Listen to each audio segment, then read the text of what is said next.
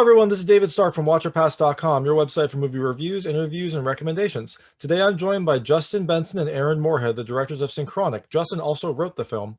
We're going to talk to them in just a second, but first, let's check out the trailer. And while you're watching, if you can like and subscribe to this channel, that would be fantastic. It helps me out a lot. Thank you.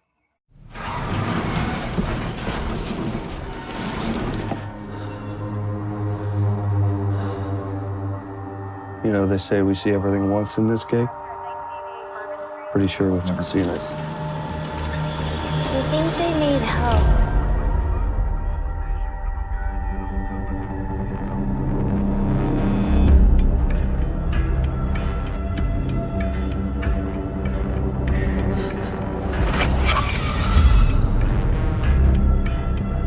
You all right? I'm fine.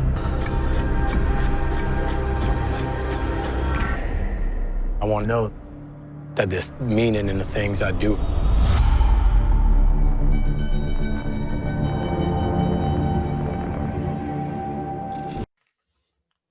Aaron. Hey. Oh, wait. Is that Justin too? We're both Justin. Oh, gosh. No, Oh, gosh. The timeline's all messed up. I don't know what to do. I like that. The timeline's messed up. That's good. Basics. I'm Justin. This is Aaron. Yeah. Perfect. And I'm pretty good at aiming cameras, but Justin's terrible, so I'm just going to do that. Excellent. Yeah. And that puts me in the frame so you can see me. How do we sound? This mic is new. You sound good. Yeah, no problems. Cool. With a brand new microphone, I need you to have better bedside manner. You need to be like, you sound amazing. How the heck? Wow, your voice is so deep and rich. It's like I'm listening to NPR right now. Intelligent? Is that a British accent? But you don't. I had a boss who had a British accent, and pretty much everything he said sounded, more authentic and smarter. So Yeah, I kind of hate it. Where it's like, I know that there's some dumbasses over there, but for sure, I just instantly respect you if you just start speaking with a British accent. It doesn't matter. Yeah. It's kind of how we were raised, right? Maybe you can go back in time and fix that if you get to the right spot. You never know. My parents told me, they're like, you need to respect everyone that you meet that has a British accent. So, and that was it. That was how they taught me respect. By the way, really quick, I have a bit of a hard-ish out in 30 minutes. So Okay. just so that you know it exists. There we go. Do you have your watch alarm set? Is it gonna? I have a little phone alarm set. Okay. I wish it was with a comedic sound that would play, but it's just going to be the boring Steve Jobs sound. Yeah, no. As long as it has that beep from the movie, I'll know what to do. Good. Yeah, the Casio beep. Yeah, Good. exactly. Good. Well, awesome. Okay. Well, thank you so much for joining me. This is Aaron Moorhead and Justin Benson from Synchronic. They're the directors, and then Justin also wrote the film.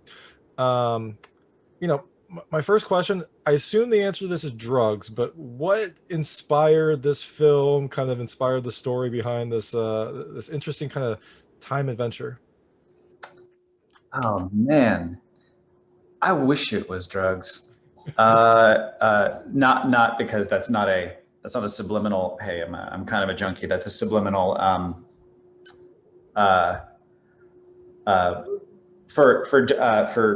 For psychedelic enthusiasts, I probably don't have enough experience to report on real drugs, but fictional ones we came up with. Yes. And You control that narrative. That's yeah, perfect.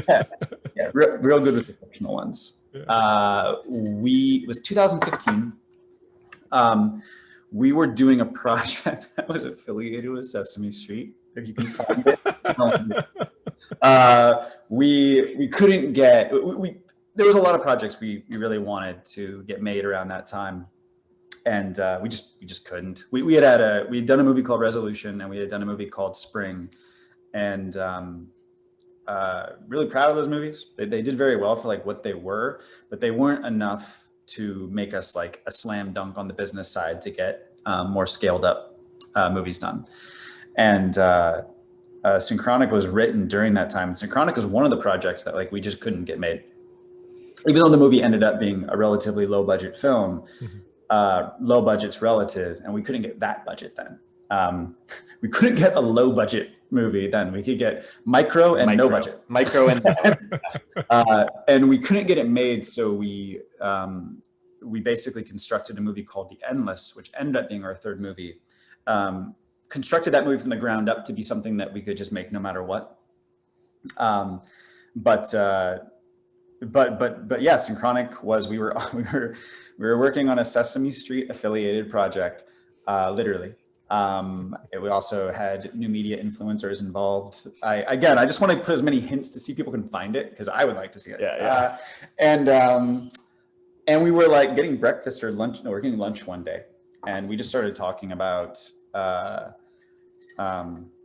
basically sort of block state universe, which, you know, we would be far from the first creators to like want to tell a story using that, because, you know, it's pretty well known from Watchmen, and actually Aaron's reading the Slaughterhouse-Five right now. Kurt Vonnegut used it quite a bit, that structure of time in science fiction, and we just started talking about it, and and it started there. It's just like, oh, imagine if you could see it that way, as opposed to it just being a cool idea to talk about at lunch on this weird Sesame Street new media thing. And we thought, hey kids, I have a story to tell you about time today. and so we started talking about, like, okay, so what would be the mechanism by which someone could see it? And we thought, well, there's this other weird little side cottage industry that Justin actually informed me about that I'd never heard of in my life, which is the fact that you could just go buy drugs over the counter in head shops. I just had no idea. But they're analogs of illegal drugs. They're similar to them, and they're supposed to have the same effects, but often they don't, and they're only chemically similar but not the same, so they're not technically illegal. And that's most famously as bath salts, K2 spice, things like that. And there's a whole sordid history around all of it, you know. But what's interesting about it is that you could just go buy it. Oh, well, I don't want to interrupt because I like where this is going. But actually, something we never talked about before, there is one called Limitless. Oh, yeah. That is of the namesake of the movie. Oh, it's amazing. Yeah. So we hope. If I'm not Limitless may have changed because they just keep the same label and they constantly change the ingredients when the FDA or whoever cracks down. But I'm pretty sure what Limitless is, which is interesting, is that it's like 400 milligrams of caffeine mixed and which potentiates with a drug called phenibut, which was originally designed for Russian cosmonauts to like deal with anxiety and stuff. And it's just interesting. It's out there, and it's not. I mean, I think they have to put the little label where it's like research purposes only, but it's out there, and it's. I simultaneously, outside of the human cost, would absolutely love a Synchronic designer drug because they can do it, you know. And then obviously I super don't because, you know, I don't think all drugs are dangerous, but I do think that designer drugs that are chemically modified deliberately to fool the FDA are very untrustworthy, and so I really hope that it does not get associated with the movie. They might not have all the best research in those instances. Yeah. But as a storyteller, it would be interesting for life starting to imitate movies, I guess I'll say. Another fun way to put this is the legalization of marijuana in California probably put a big dent in the synthetic cannabis industry. Yeah. maybe that's, I don't know. Yeah. It's possible. It's very possible. But then they just have to move on to, you know, synthetic harder drugs, right? So, you know. Yeah. Well, oh, go ahead. I was going to say, there's a BBC documentary by the rapper Professor Green, who is a UK rapper, where he goes out and he basically just examines people on synthetic cannabis. Like, again, the brands are usually K1 or Spice. And I mean, I just saw a documentary on that, but the effects of that were so much more frightening than anything I've ever seen from someone smoking weed. It's interesting. Yeah. Well, I'm glad to hear you did your research before, you know, your text research, not your physical research. Wikipedia research. Yeah. Well, you know, it's something that we talk about a little bit when it comes up is just the idea that, yeah, there's a line in the movie where the chemist says like, hey, we were trying to basically do a DMT analog and this is what we got. What that fictional drug is, Synchronic, that they got from trying to make DMT, it is not meant to be actually anything like DMT. And the reason I bring it up is that, to my knowledge, neither one of us has done it. And then we'd be those filmmakers that like, made a DMT movie. Yeah. It's like, like Joe Rogan could probably make an awesome DMT movie, but Aaron Moorhead and Justin Benson probably not it. Yeah. Not yet. I mean, I remember I was really straight edge in high school, and I made a movie in which people had a party. I recently have rewatched those scenes, and it's hilarious. What do people do? Like, what do they do? Like, what's a hangover like? It's just like people. So, do you have any alcohol for us to drink at this fun party? Like, I was baffled when they're like, "Wait, everyone just drinks out of red cups? What's that?" And they're like, "Yes, of course it's red cups." Well, how you expected this conversation to go? No, I mean, hey, you know what? I had no idea, and this is fun. This is perfectly fun. Awesome. So you start exploring this this time drug world. One thing that I really liked about this film is that it's kind of hard to categorize. You've got some elements of drama, a little bit of horror, a lot, a decent amount of sci-fi. It feels like it has little bits of everything. And so did it always kind of start that way, or did you just start writing and things just kind of happened as as things came on the page, like, or as your vision was realized? I guess there's a lot of ways to answer this, and I'll just tee it up for Aaron. He'll have the much smarter response. You're giving me some time to think about it. Yeah. But it's weird because technically we're like 5 or 6 movies in. I'm losing track, but this was our 4th movie, and it was it was developed a lot like the 3 that came prior, in that no one was ever really talking about what genre we were working in, to the extent that no one ever said, well, if it's sci-fi, you have to do this, and if it's horror, you have to do this, or if it's, well, it's starting to feel like a drama, so if it's a drama, you got to kind of do these. And we've never done that, and we've had the sort of luxury and the privilege to not do that because our movies started so small.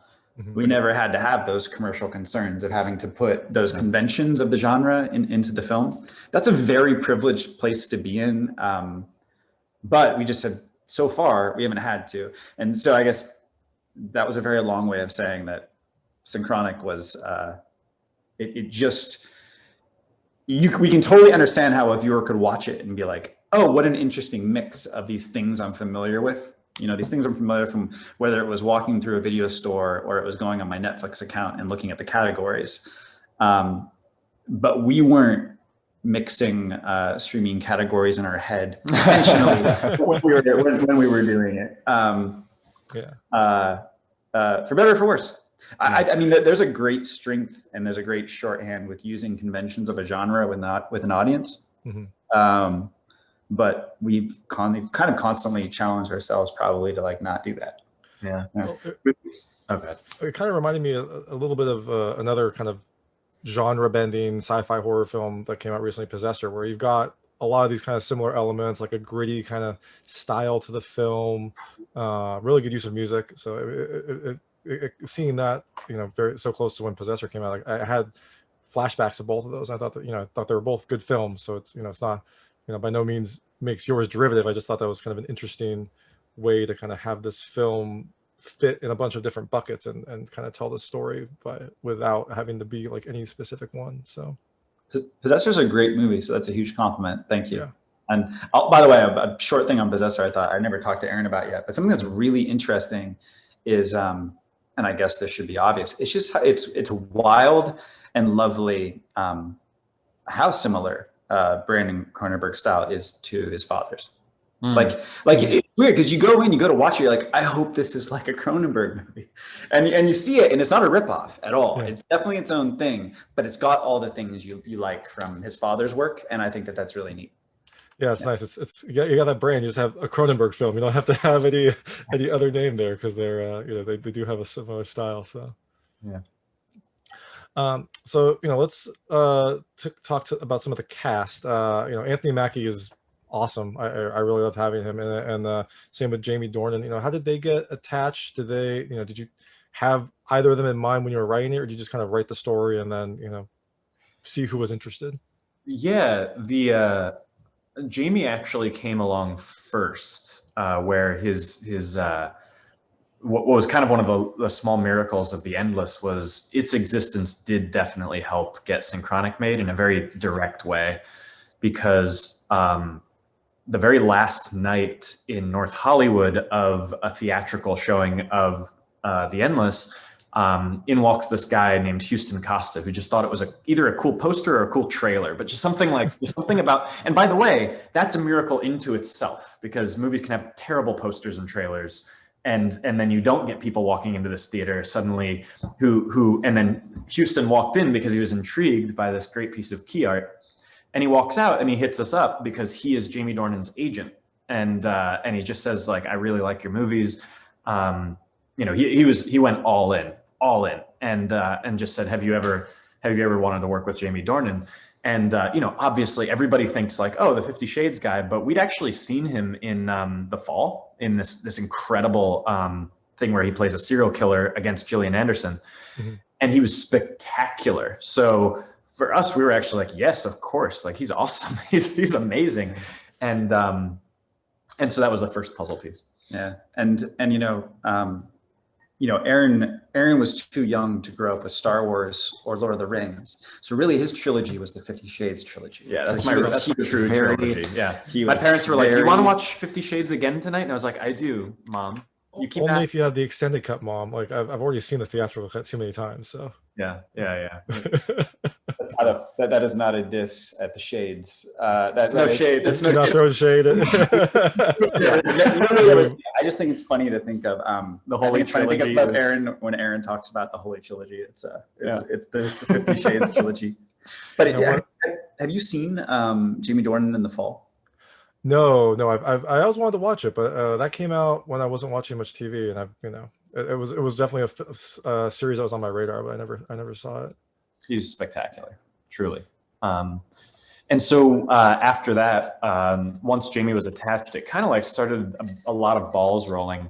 And Anthony was at the same agency, so it was a little bit easier to get the script put in front of him. And by the way, that sounds easy, but no joke, we had spent the last 7 years of our career trying to get anyone that whose names you'd heard of before to read our script so that we could make a movie. Otherwise we have to cast our stupid selves. So so that's the alternative. It's like, all right, it's us again, or it's somebody whose name you've heard of. And thank God also it wasn't like some garbage actor. It's Anthony Mackie. He's a like Oscar worthy kind of amazing talent. And at the time we didn't even know he was going to be Captain America either. We learned he was Captain America at Endgame. We went and saw Endgame like everyone else, and we had wrapped Synchronic several months prior, maybe even a year. I don't remember. It's weird how timelines get. Yeah. Ooh, we're back on time. There you go. Yeah, timelines are all mixing up right now. Yeah, it's happening. But no, it was funny because we shot that whole movie with him. We were in his hometown, New Orleans. And that was great because like he would like take us to the good cigar bars and stuff like that. Such a nice, lovely dude. But all those nights having cigars together, having a beer, not one word. He's Captain America. We found out at Endgame. Didn't say it. Not even like a little hint. Like he brings out like a shield coaster or something. No, nothing. Actually, maybe he was dropping hints the whole time. We didn't know what to look for. He's like, I'll have the American ale. Along with Captain Morgan's. It's funny, Aaron like texted him when we were walking out of the Endgame screening we're at, and he just like, Aaron's like, you're Captain America? And I think he just responded, am I? Yeah, that was it. I go, you son of a bitch, you're Captain America. Oh, am I? Yeah. But anyways, sorry, going back to your question, also Joe Lynch, who's this wonderful filmmaker, was shooting Point Blank with Anthony Mackie at the time that we were trying to cast him. And we asked him, like, so how's Anthony to work with? He's like, you're going out to Anthony Mackie? Oh my God, he's amazing. I'm going to go talk to him right now and tell him he can't ignore your script and he just has to say yes. Oh, that's so amazing. That might have also been a piece of it. And then we've heard a rumor that we have just no idea the truth of it.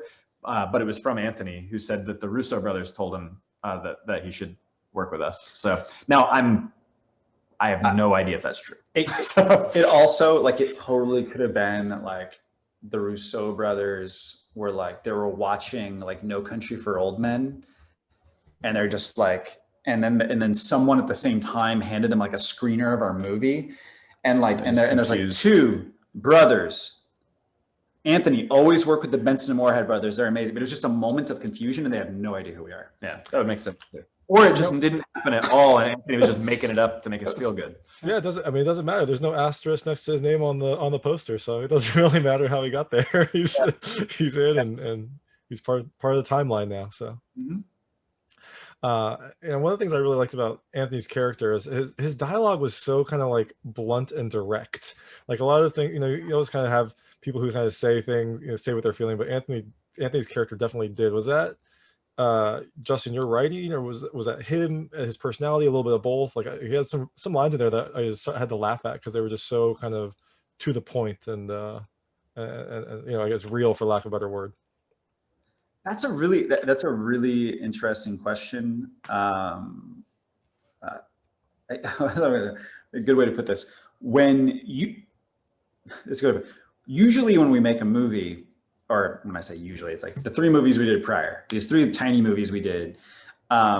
It's like we'd work on the script, and then we'd have several weeks or several months beforehand to rehearse with the performers, and then the dialogue would get shaped from then and sort of get like customized to the actor.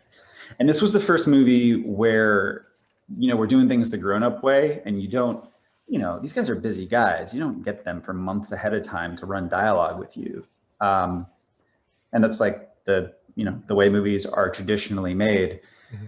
And I think that whether that dialogue is good or bad on the page, whether I did a good or bad job, no matter what, Anthony made it good in getting there and doing it, I think. But that was the first time where we didn't have like weeks to shape to that specific performer. Like the character was written, and then you get the performer, and you're like, oh, that doesn't quite sound right. And by the way, there isn't one line ever that comes out of Anthony Mackie's mouth that doesn't sound right. He's like a national treasure. But it was a very different process that I guess I should say I'm happy that you like it, and we like it. Yeah. But it was such a different process that I have less of a attachment or a recollection or something. Yeah.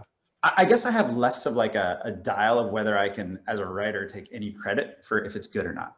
Like it's so yeah. That makes sense. I did write it, and I think Justin did a fantastic. So the Synchronic drug, the little pill. What were those made out of? Is it a sugar pill? Is it like did you? Well, I love this question. Oh, that's right. It's New Year's. I was like, do we need to be worried about explosions? Okay. It was a sugar pill, little sugar pill that actually, interestingly. We have this art director named Katie Simon, who is more than an art director. She's like which is already a great position, but she actually got in there with a tiny paintbrush and painted individually the little logo on every single one of these tiny, tiny pills. And we needed so many of them because he takes tons of them, and it's not just one take, it's take after take after take. So I'll bet she's traumatized from looking through a microscope and painting an S. But not just an S, like a whole logo. Yeah, like a nice stylized S. That was a really nice looking S.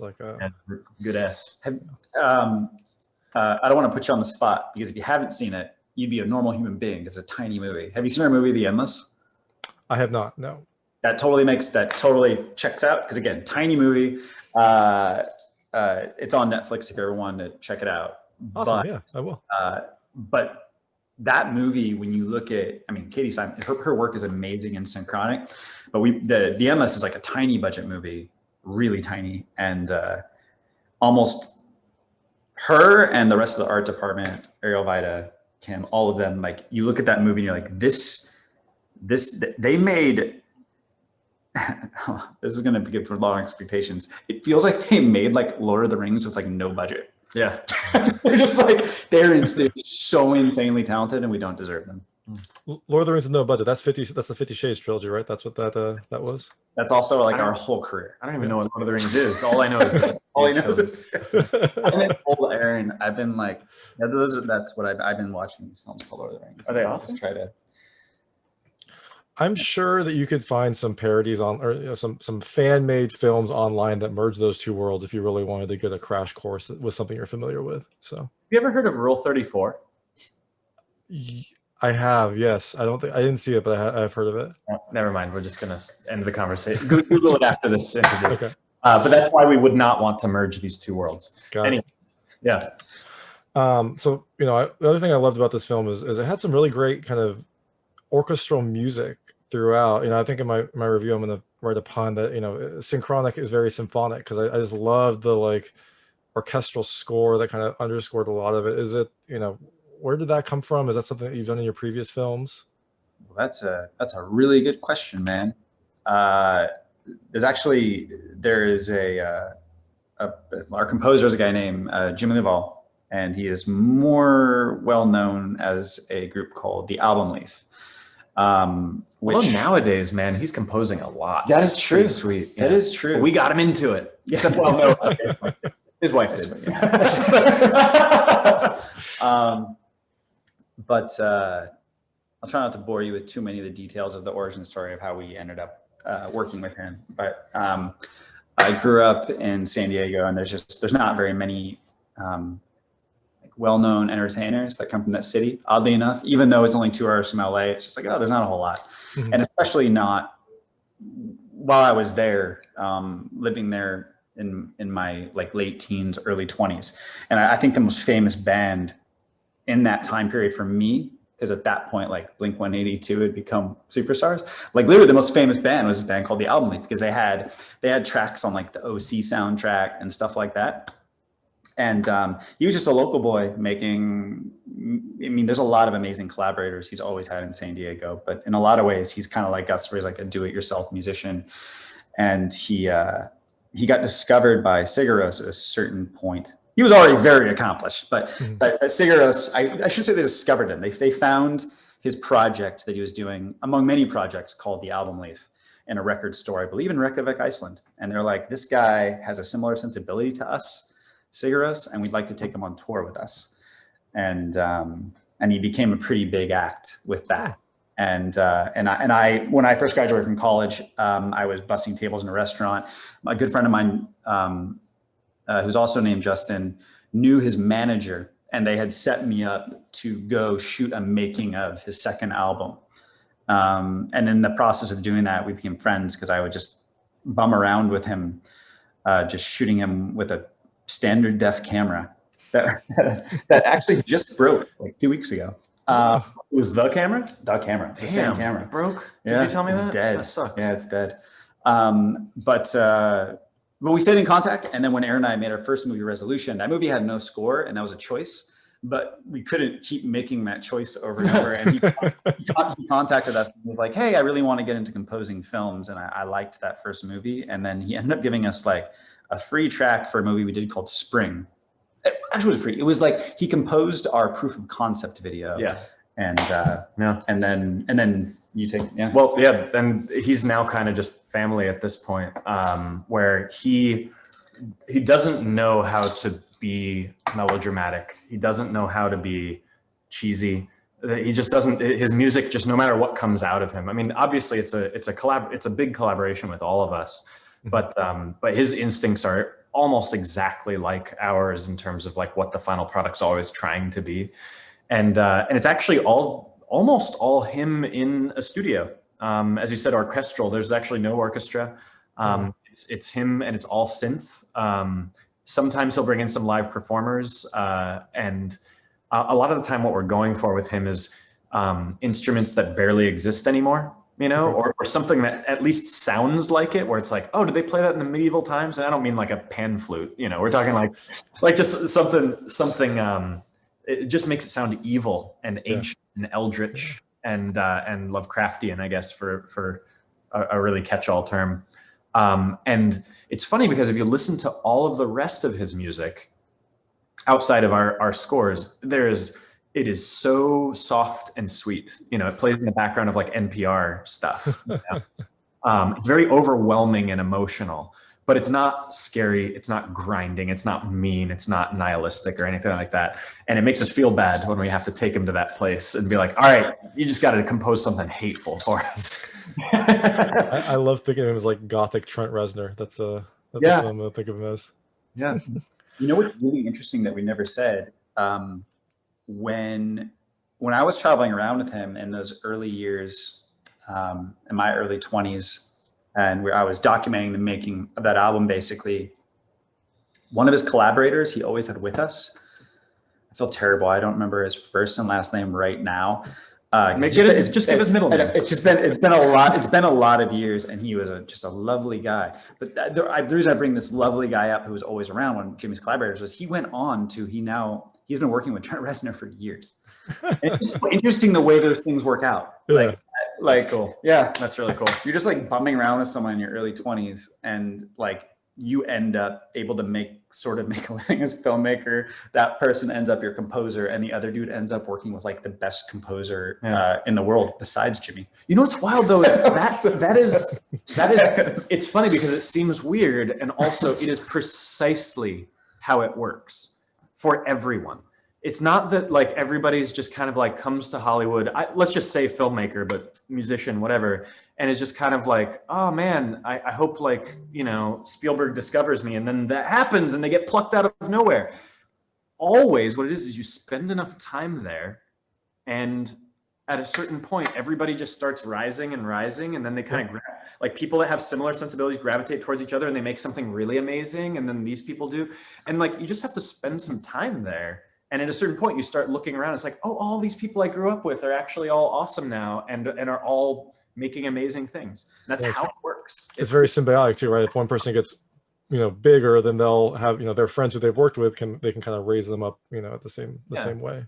Yeah, at a certain point, you're like, oh, I've actually met a lot of the people that I've and worked with, even a lot of the people that I just like have infinite respect and admiration for. Yep. They're not like this because I was 20 when they were 20. You know, it's cool. Yeah. I know you have to a hard stop. I just want a quick question. Without spoiling anything, you know, are there multiple endings to this film? Did you shoot multiple endings, or is it the ending always that way? We shot one ending. Here's a funny way to put it. We definitely only shot one ending, but there are different versions of that one ending depending on where you decide to cut the black. And I think that's a good, probably a really good way to put a good way to like leave it for not a spoiler. Mm-hmm. Can actually though, I feel so terrible that I didn't have the name right off of Jimmy LaValle's collaborator, who now works with Trent Reznor. Oh, it's this guy. It's he was in a legendary band, an amazing band called Telephone Tel Aviv. His name is I only knew him as Josh, so I'm gonna butcher his last name. It was Joshua Eustace, I believe. But Josh, if you ever hear this and I said your last name wrong, I feel so bad. But also the reason I bring it up is they are a New Orleans derived electronic music act. We're idiots. Why didn't we call him up? Oh, I know. Yeah. And I remember he used to always have these like baggies of like Virginia tobacco. This is from the just straight from the farm, straight from the South. And he was like a connoisseur of tobacco. Okay. And that's how I remember this man. And it's like he's a folk tale or something. Yeah, that sounds like a different time. It's like old world like sentiment, but then also doing like synth music with Trent Reznor. So it's yeah. Well, I don't know how hard your stop is. I mean, if you have to go, then we can finish up. I call it the lightning round. One more question, something like that. One more question. Okay. Yeah, that's great. all right. So I have something called the lightning round.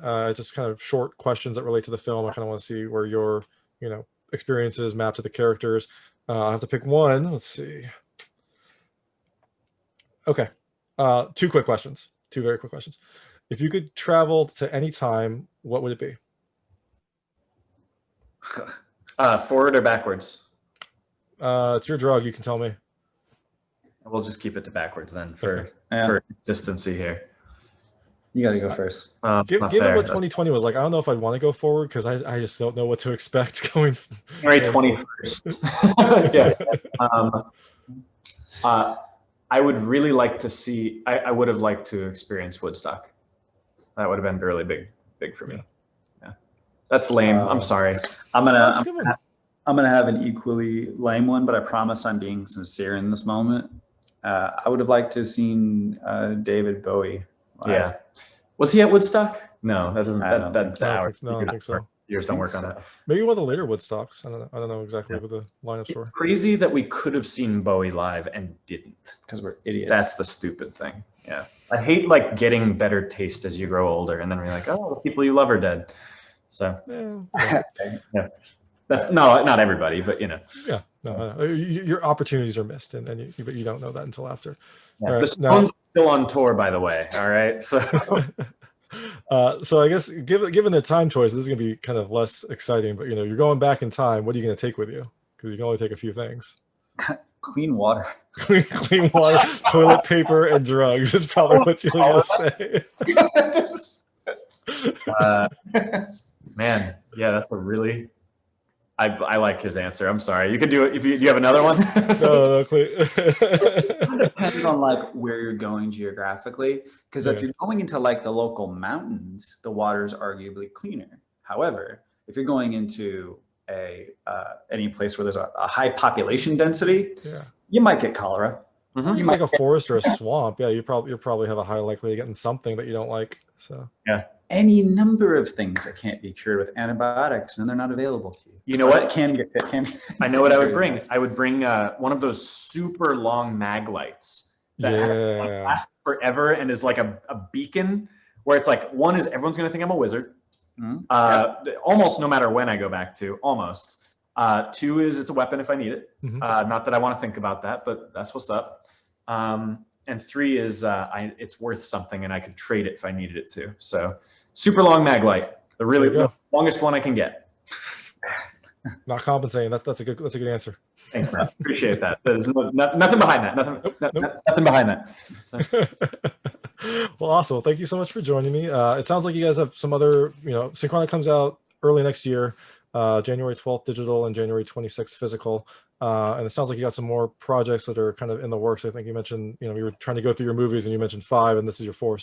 So something else will be coming soon from you as well. So we'll look forward to that too. awesome. Thank you, man. This is super Awesome. fun. Thank you so much. Yeah, this is wonderful. Happy New Year, man. Yeah, Happy New Year.